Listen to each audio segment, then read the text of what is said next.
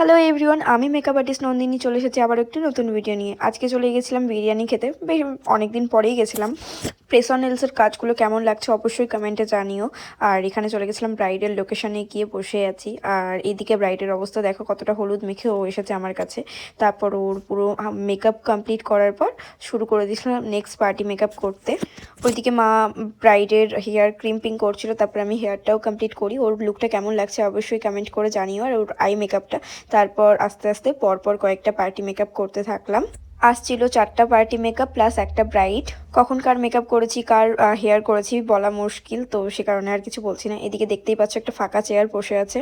আসলে চেয়ারে কাকে বসাবো বুঝতে পারছিলাম না, তো তারপরে আস্তে আস্তে প্রত্যেককে বসিয়ে দিলাম। আর মা ওইদিকে ক্রিম্পিং করতে থাকলো, আমি হেয়ার স্টাইলও কমপ্লিট করে নিলাম। দেন এই দিদিরও হেয়ার স্টাইল কমপ্লিট। তো কেমন লাগছে অবশ্যই জানিও।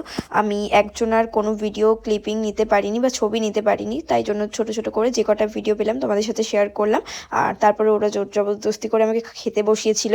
তো আজকের মতো গল্প এখানেই শেষ। তো দেখা হচ্ছে নতুন কোনো ভিডিওতে।